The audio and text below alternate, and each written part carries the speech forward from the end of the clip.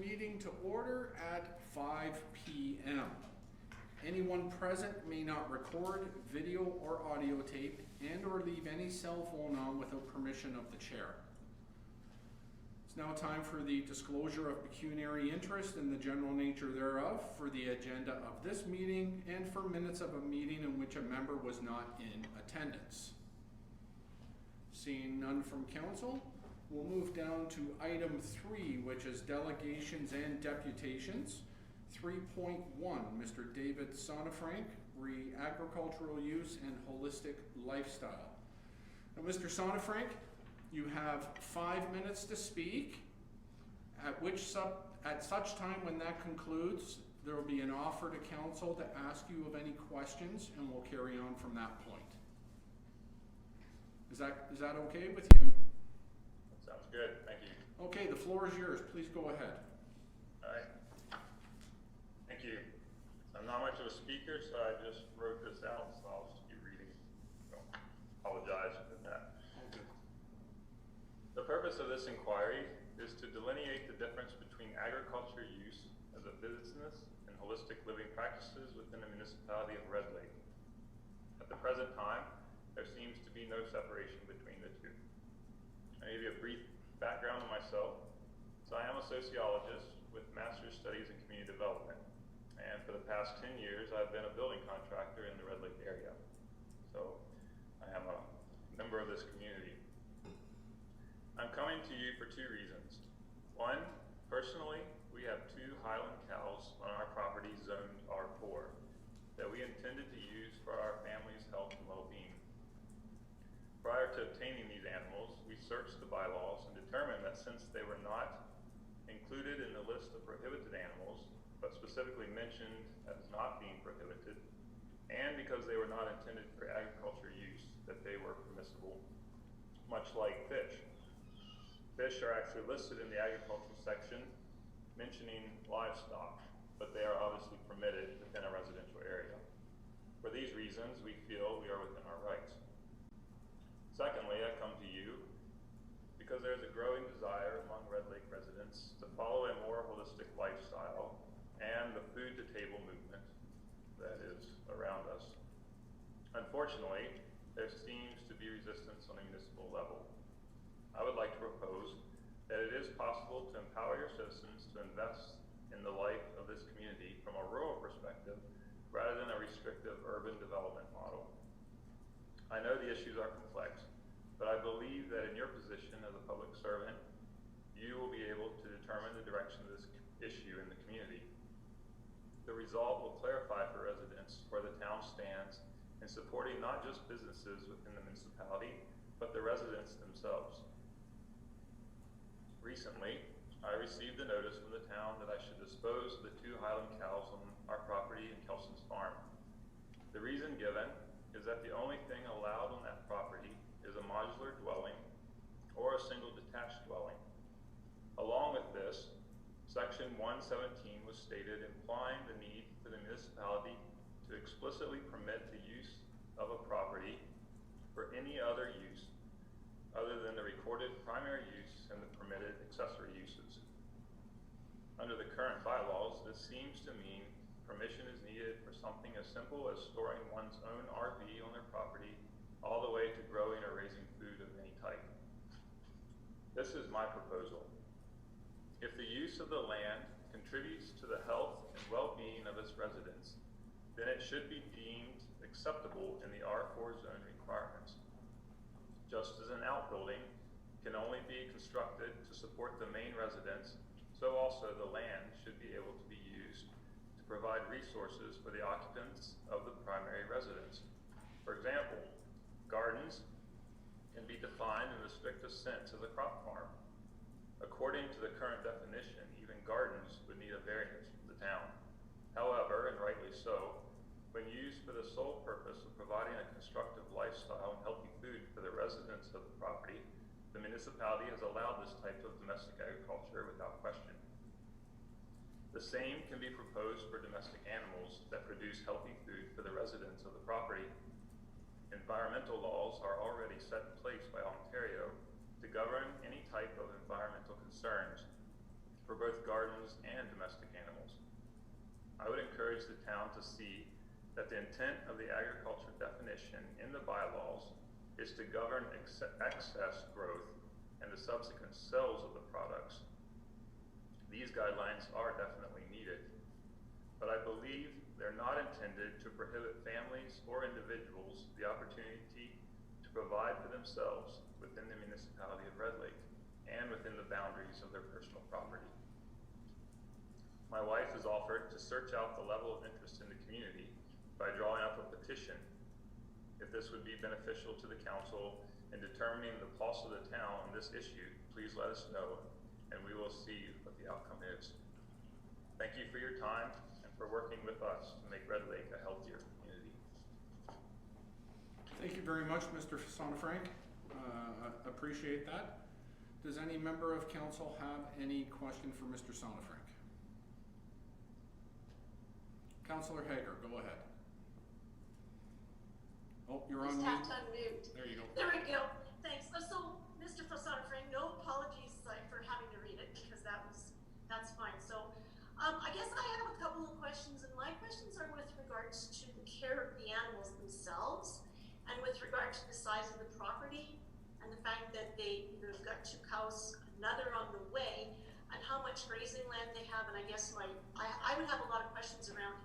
You mentioned about the environmental impact. So it's like, how are you disposing of the manure and things like that? Those would be questions that I would want. So it's the health and wellness of the animals, as well as, you're talking about a holistic lifestyle. So that's one. And then the other one is just with regards to when you say food, is this the meat and milk, or is it just milk? Or so yeah, if you could just clarify. Okay. Yeah, so currently we have just over 2 acres where we live, and the house is only taking up maybe a quarter of that amount of the property. So ideally our plan was to fence off somewhere between 1/2 to 3/4 of an acre, which is more than enough to house the cows. Red Lake is obviously not a place where we would have fields. This property is not our intent to have fields here. So we were committed to purchasing hay and alfalfa to sustain the cows. We intentionally picked this breed of cows because of how well they do in a northern climate, and they are foragers. So allowing them to go into the bush area on our property was our plan. The use of the cows, our primary goal was my wife would love, we don't allow our kids to drink store-bought milk. So we were kind of, we've been buying almond milk and those types of milk. But really, like, our kids need the calcium, and we wanted, like, my wife wanted to provide that for them. So that's the intent. They were a dual-purpose cow.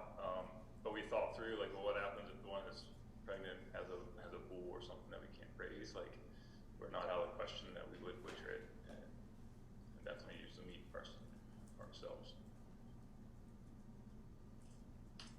Thank you. Yeah. Any other questions from council? Councillor Badouk.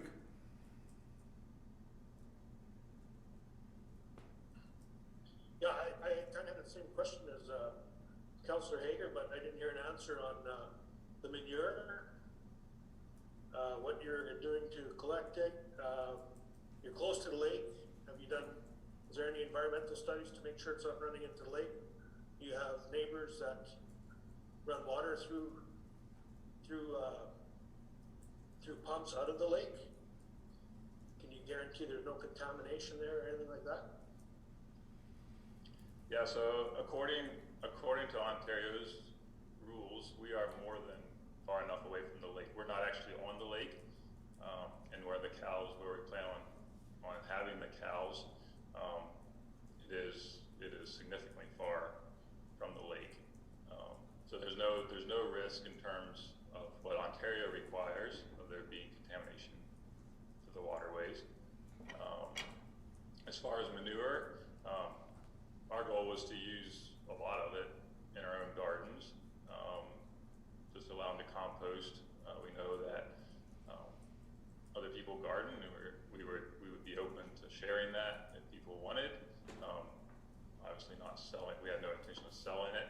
But also with 2 cows on a 3/4 acre area, they will not produce enough manure that it would not dissipate into the ground and just add to the soil that is there.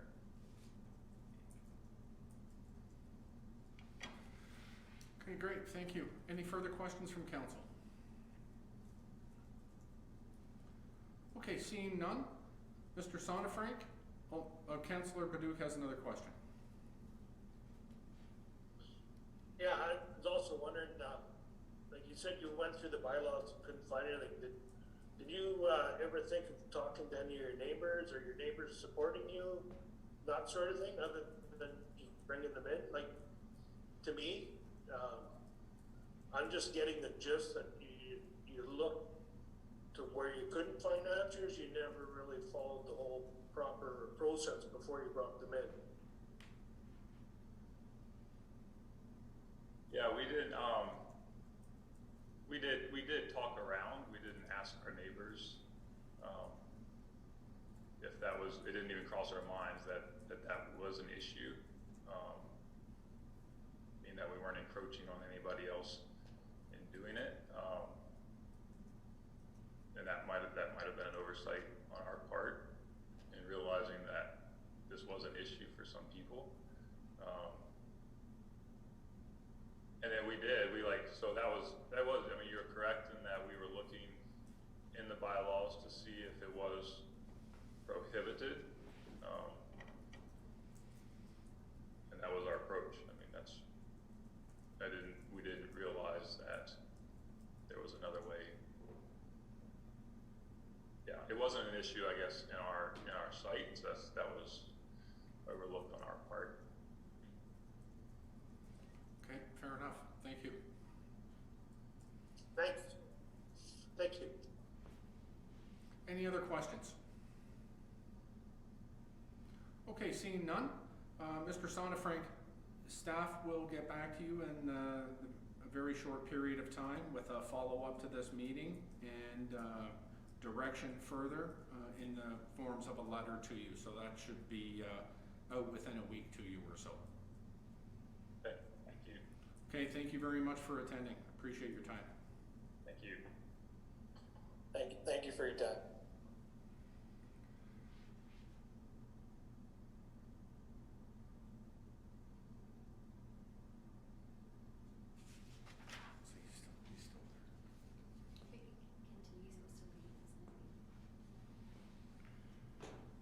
Okay, moving on to item 5, which is administrative reports, 5.1, and it's reports from the CAO, and we'll probably cover them both off at the same time. It's A is the NOMA virtual conference, and B is the AMO virtual conference. So, Mr. CAO, please go ahead. Okay, thank you. So this is just, we're revisiting both these conferences. There's deadlines that are fast approaching. For the NOMA conference, it's significantly less as a cost. The NOMA conference is April 28th to the 30th. I would encourage council to attend if possible. I mean, there's a good agenda which is being drafted right now. As you know, myself and the mayor are on the board, but also want to make note that the mayor has been nominated to be the executive vice president of NOMA, and I think it would be a good opportunity to show our support of him hopefully being in that position. So there's the NOMA attendance. And then for AMO, which of course it's an August conference, virtual as well. What we've done in the past, it's just been myself and the mayor who have registered, and for OGRA also has Todd Olson, our infrastructure development coordinator. The cost is $600 per participant. There are some good topics, some good sessions to sit on. To participate in a delegation, you do need to be registered. So I'd like to leave it up to council on who wants to attend which conference, or both conferences, or not attend at all. So if we start with the first one, why don't we start with NOMA? Is there interest from all of council wanting to attend NOMA? Councillor Hager, yes? Councillor Christoph? I can for NOMA. Okay. Councillor Badouk? I'm on night shift, but I have no problems, if we could just sit off to the side and watch it. If there is a delegation, Okay. I'm fine with just being off to the side and not being involved. Okay. And Councillor Butterfield for NOMA? I'm similar to Councilor Burduke. I'll come in and sit off to the side and watch and just be there for support. Okay, so for NOMA then, we will register Councillor Hager and myself. And what about, go ahead, Councillor Hager. I just have a question. So my reason for participating, I thought, was so that I would have access to the different activities. Correct. And Correct. there's 3 days of activities happening. Right. And we received. Okay, but I don't have to come in there, right? I can do it from home. Correct. Correct. That's correct. Okay, good. That's what I want. That's correct. And we're also just getting some early information from NOMA. I think there was an email this morning from NOMA that they're working on the Premier to come and do a delegation with NOMA and its representatives. Oh, it's actually confirmed that the Premier will be speaking to NOMA as well too. So if there's interest from council and you have time to participate, we can register and you can participate from home as well too. I think the cost, what was the cost on that? 125. The costs are $125 for the 3-day NOMA conference. So if Councillor Butterfield, Christoph and Badouk, you have a change of mind in regards to NOMA and you would like to participate for some of it or all of it from home, please let us know and we'll get you registered for that. Can we find out if it's available? So say if you do miss something, go back and watch it, or if it's only a live only option.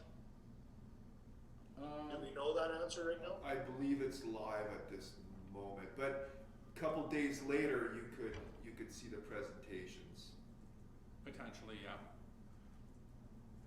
But we have nothing. If we could find out that, because if I could watch and pull up later, I think that would be a better option than just live only for me. That's just for what I'm going to be doing. No, for sure. Understand you're working night shift, not a problem.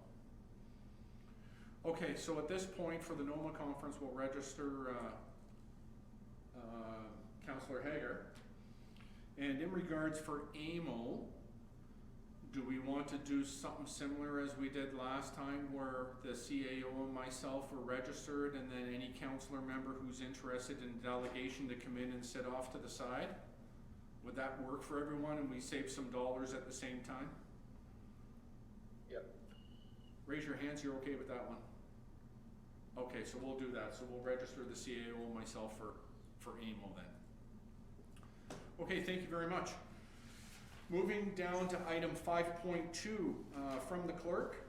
5.2A is staff report number BL 03-21, repeal and replace bylaw number 27-2016, regulate businesses and events. Ms. Clerk. Thank you, Mayor Moda. So when we first introduced Schedule G of the business licensing bylaw in 2016, it was to address a growing interest in the operation of motorized chip trucks within the municipality of Red Lake. Recently, we've had a request for someone to operate a mobile food push cart. And if you notice on Schedule G, item 1, 1.2, it does not include push carts, bicycle carts, or other similar devices which rely on human motive power to move. So we would like to amend the bylaw, that particular schedule to expand so that food services includes non-motorized push carts. So that's one amendment. The second amendment that we are proposing, and again, this is a request by a member of the public, is to expand the validity period for a mobile food service. Right now, it goes from April 1st to November 30th, and we're proposing it be January 1st to December 31st, which would be consistent with home-based business licenses. We've circulated these requests internally to relevant staff, and there has been no concerns. So those are the two proposed amendments that we are proposing to this schedule, to the business licensing bylaw, subject to any comments or questions. Any comments or questions? Okay, seeing none, we will move down to item 5.2b, staff report number BL-04-21. Read repeal and replace dog bylaw number 1877-14. Sorry, Mayor Moda, there's a resolution, a motion to go with the business licensing. Oh, is there one on Yes. there? Don't have it in front of me. It might be right over there. Yeah. The yellow piece of paper. No? Oh. Okay. So do that first. Okay, so we'll move forward with this one first. So moved by Councillor Hager, seconded by Councillor Padu. Resolved that the Committee of the Whole hereby recommends Council accept staff report number BL-03-21 regarding an amendment to the business licensing bylaw. All in favor? Carried? Thank you. Now moving on to 5.2a, or pardon me, 5.2b, staff report number BL-04-21, repeal and replace dog bylaw number 1877-14, and again, it's from the clerk. Please go ahead. Thank you. So in October of 2020, Council and the municipality conducted its first aggressive dog order appeal. And this appeal prompted staff to review the dog bylaw as a whole, and in particular our process and our enforcement powers when it comes to aggressive dogs. So staff are proposing enhanced wording when it comes to aggressive dogs by way of the following amendments.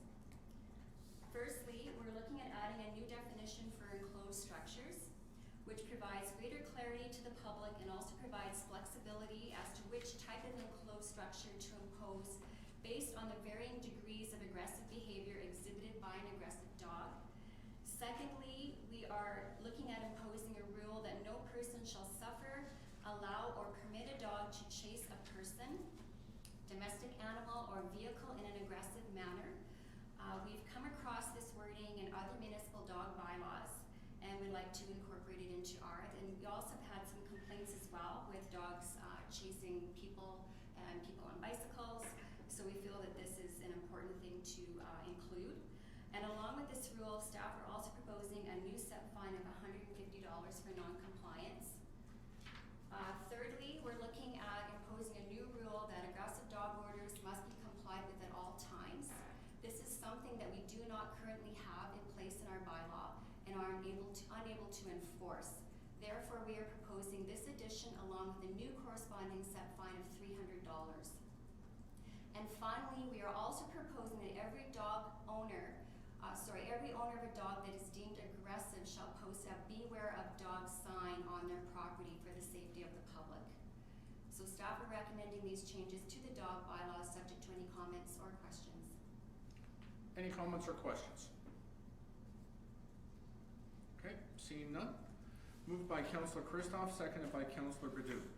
Resolved that the Committee of the Whole recommends Council accept staff report number BL-04-21 regarding an amendment to the dog bylaw. All in favor?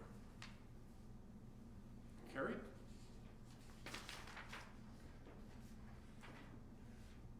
And Mayor Mona, yes, sorry, before we move on, since we are moving forward with that, are we going to be doing some public, like some campaign to let the public know this, with these changes? well, I think that would be a very good idea, and I'm sure the clerk. I mean, yeah, okay.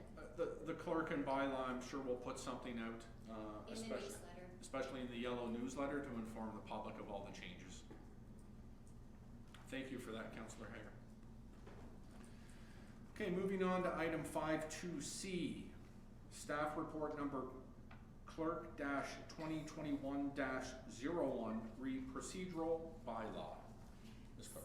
Thank you. So the procedural bylaw underwent a complete and thorough review in 2017, and it's that time again to do that review.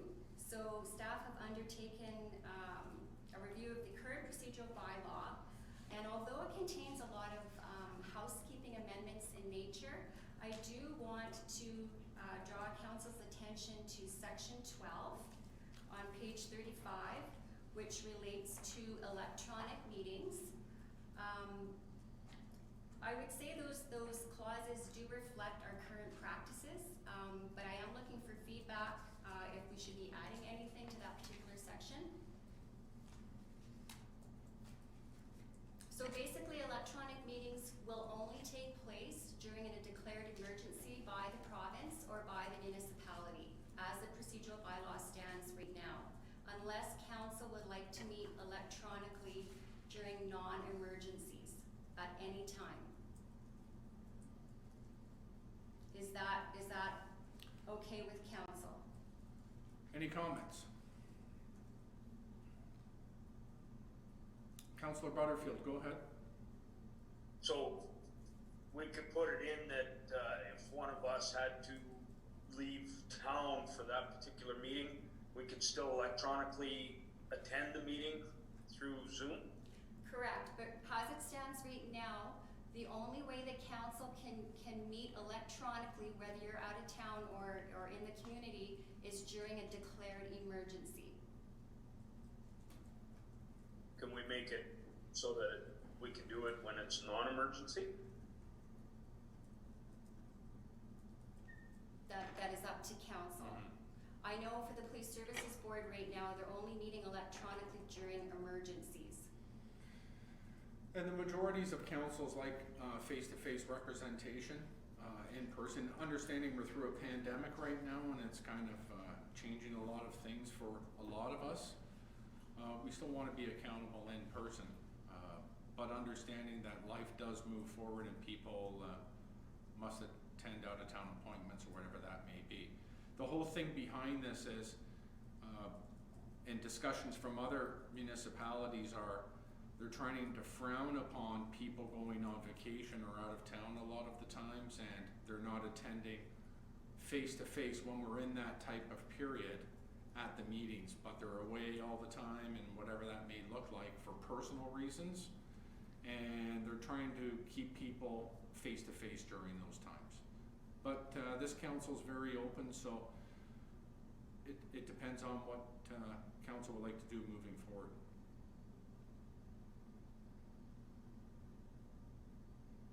So what I'm suggesting is, we know how disease has affected a lot of people's families, and because we don't have those facilities within our community, what I'm thinking is going forward, if perchance we have a person that has to attend appointments, medical, whatever, even whatever it takes, we have a chance that that person can still partake in our meetings. That's without correct. Being affected. But at the same time, we can add a component in there stating that if we see it's a frequency of like vacationing and stuff like that, we can then manipulate it and say, okay, we don't allow this because you're doing it on too much of a regular basis without medical reasoning. That's up to you guys. I'm just putting it out there. Because I know when Aileen and I were right in the middle of our medical appointments, we were not home a whole lot. No, understandable, Councillor Butterfield. Well, let's move forward. Yeah, I'm just going to suggest a comment. I feel I'm reluctant to have us state in there that we can participate from elsewhere. where, just as you just said, Councillor Butterfield, if it becomes an issue, and then how do you determine, like, is it 3 days, 3 meetings, etc. So what I'm wondering, my question is, do we have issues with, like, how are we ever in a situation where we wouldn't have quorum if we didn't have someone participate electronically? Because that would be my thing, is if you can, share your views on something, so another councillor could share them at the meeting. And I don't know, I know we can't vote or can we vote electronically? I guess that's the question, right? Yes, you can. Can. So I understand what you're saying, Councillor Hager. I cannot recall in my tenure the last time we did not have quorum. It's never been an issue. It's never been an issue for quorum's sake. So that being said, moving forward, we've never had an issue with quorum, whether a councillor was away for personal reasons, vacation, whatever that may have looked like. We've always had quorum. There's never been a problem. Councillor Christoph, go ahead. So I would just like to add, I kind of along the line of Councillor Butterfield,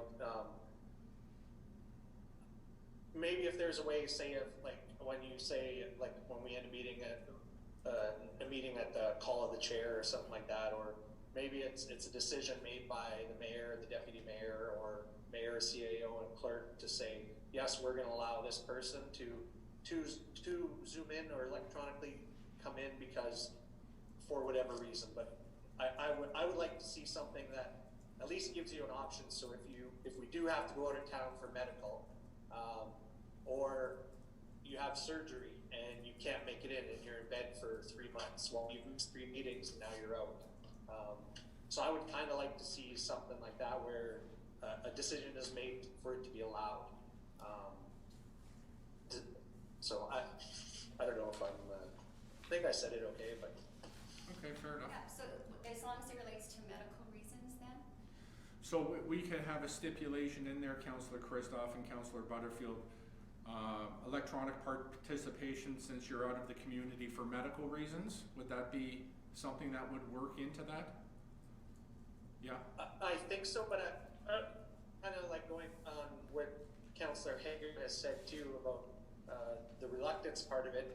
I think we should have an added where it needs to be approved by somebody or a couple people to say, yeah, it's okay to join electronically. Okay.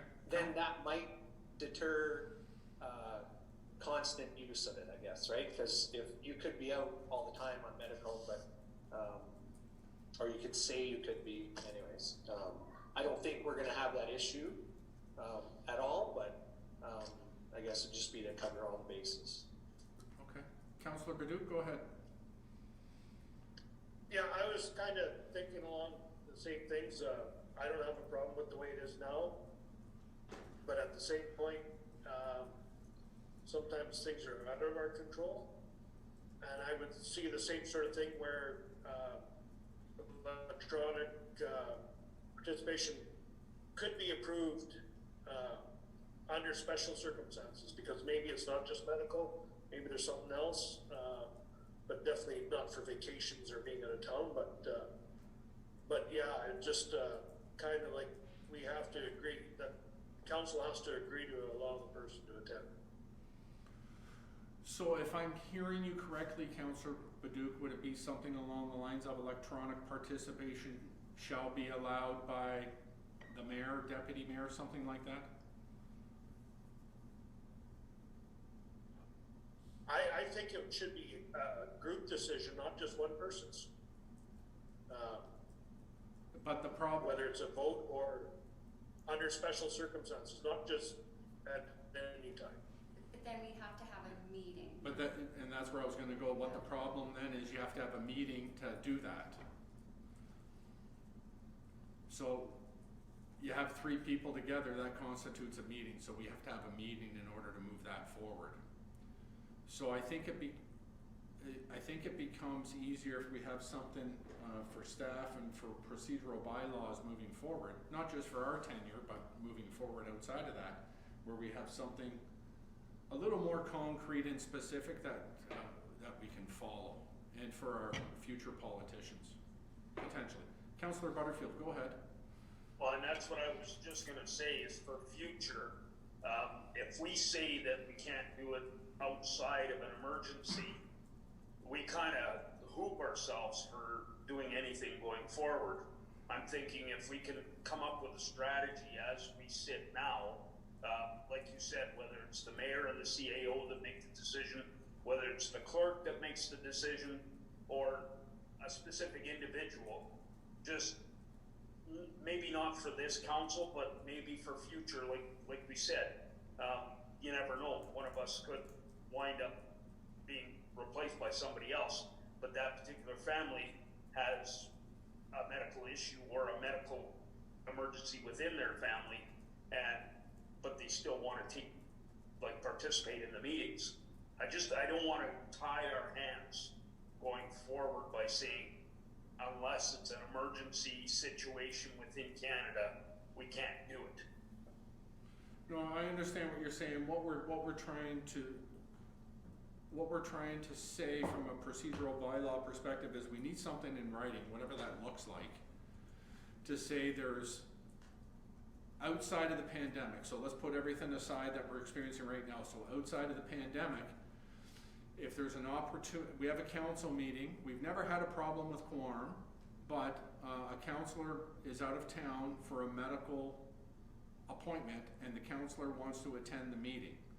Are we saying, yes, the councillor can participate electronically for a medical reason?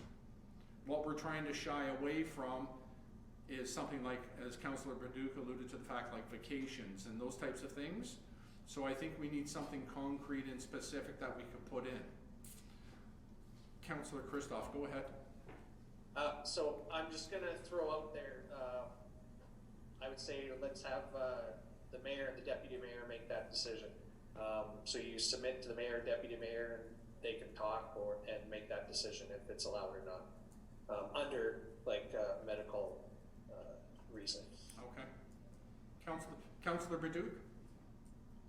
I was kind of thinking the same thing too, but I was thinking more along the lines of the CAO and the clerk, because they know more about the business aspects and the bylaws and all that. So they should be able to make a decision based on that.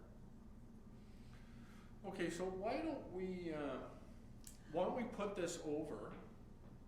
Generally speaking, in the procedural bylaw for calling a special meeting, it's usually the mayor or the deputy mayor. So that would be consistent with what's in there. Yeah. Did you hear that, Councillor Baduc? Oh, you're frozen. Yeah, that's Okay. perfect. See that she just proved that she's good. Okay, so staff will come forward with some wording. Okay, but just so they're clear on what the decision was made, so that the decision will be made by the mayor or deputy mayor. Correct. Okay, just so everyone's clear. And for medical reasons only. And coming to council for next week, the clerk will look at some scripture for the procedural bylaw, and then we can go through that and approve it or ask for some changes if that works for everyone. Is that good? So do I need to report? Still fall through that? Okay. So moved by Councillor Butterfield, seconded by Councillor Baduc.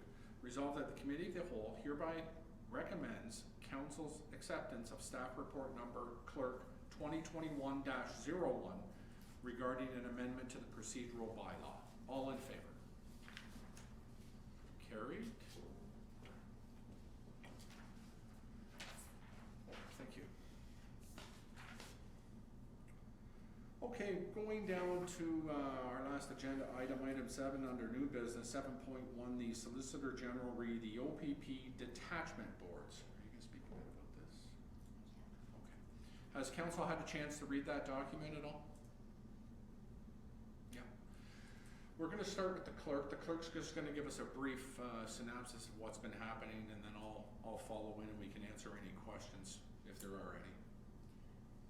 So the Community Safety and Policing Act is going to come into effect on January 1st, 2022.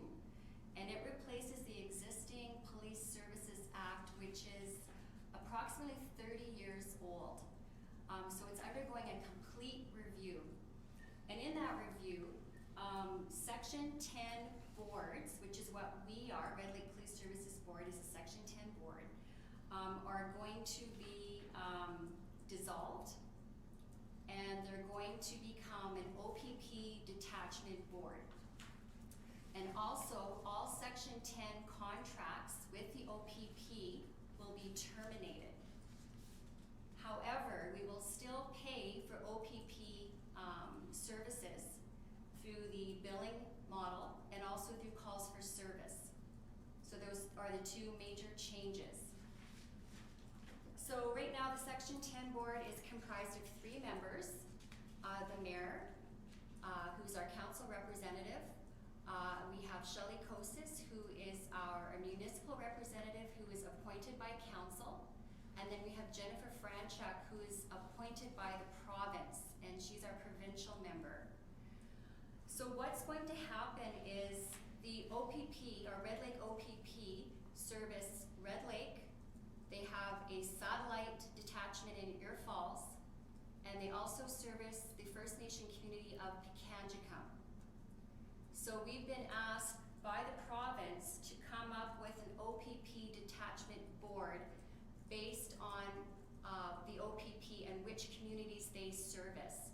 Because there are 326 municipalities in Ontario and 43 First Nations that are serviced by the OPP. However, 200 do not have any police governance model. They have no oversight or like a police board. So that is where we stand right now. So just to add on a bit to that, so what does that mean to us here in Red Lake? Well, we have to make a submission to the province by June 7th, I believe it is, on what we feel our detachment board will look like. So we have to be inclusive of our surrounding communities and satellite communities. So a new OPP police service board, so currently we have 3 members, we're allowed to go with a minimum of 5. So if we kept the 3 people that we had on with the Red Lake Police Services Board right now, we would be inclusive of the Ear Falls satellite station as well as Pikangikum First Nation. Now, understanding all the trials and tribulations that are currently ongoing with Pikangikum and the OPP, we would still offer them a seat, and it would be up to them if they want to accept that position or not. And if they did not want to accept that position, we would move forward to Ear Falls or potentially another member here in the community. But we need to have a 5-person board. 20% of the board has to be an appointment. So that would include one of 5 people, which is Jennifer Franchuk, who's a provincial appointee. We have the municipal representation already of 40%, so that's already set in the parameter that we have. So we would need 2 more people to fulfill the province's request for the police service board. So we wanted to bring this forward to you because there's been lots of discussion historically with the OPP and the Solicitor General's office, but this is now coming to a head, and earlier today there was meetings with the OAPSB regarding all of these. So we're not the only community putting this together. Everybody has to put something forward in regards to what their police service boards are going to look like. So we have to submit this by June 7th. So what we need is council's support moving this forward to say, yes, we're okay with being inclusive of Pikangikum First Nation as a satellite office to the Red Lake OPP Detachment Board and Ear Falls. So our encatchment area would be as far south as the Ear Falls satellite office goes, meaning geographically, I'm not sure if they go down to Red Lake Road or not, it might not be that far. And of course, north up to Pikangikum. Out of this though, the province could come back and say, no, your OPP detachment board is going to be based out of Dryden, or your OPP detachment board is going to be based out of Kenora, which would make a bigger police a bigger police board, but we don't know what the province is going to say. So we have to plan and apply to the province with what we know and what we're comfortable with at this point in time. But what the province does, we don't know. But we'll put something together because it has to be submitted by June 7th. So that's kind of a bit of a brief synopsis for you, but this is what we have to be inclusive of. Councillor Hager, go ahead. Hey, I'm just gonna ask for clarification because you were mentioning percentages and then you said 40% is already municipal. Municipal representation has to be on the new police service board. Right. So does that automatically include Eagle Falls? With the 5 board member, we have to ensure that we have 40%. So 40% of 5 people will be 2 people. So we need 2 people as a representation from municipal, 1, which is 20% of a provincial appointee, which, if you're not familiar with provincial appointees, sometimes they could take years to get appointed. And Marathon's gone through this. I think right now for 2 years they've been waiting for a provincial appointee for somebody that's applied. So we were fortunate to have Ms. Franchuk get in like she did and got accepted. So we'll have those bases covered. It'll just be the other 2 at large. But we want to be inclusive of Pekanjikam as well too. But we will send an invitation to Pekanjikam. How they will respond, I don't know, considering everything they're going through these days. But we still want to offer that position to them. So, if there's no further questions or comments, is that good with council supporting that and moving forward with our application to the province with the police service board? Good? Councillor Padu? Good? Okay. Is there nothing with that? Okay. Moved by Councillor Hager, seconded by Councillor Butterfield. Resolved that the Committee of the Whole hereby adjourns to meet again at the call of the Chair. All in favor? Carried.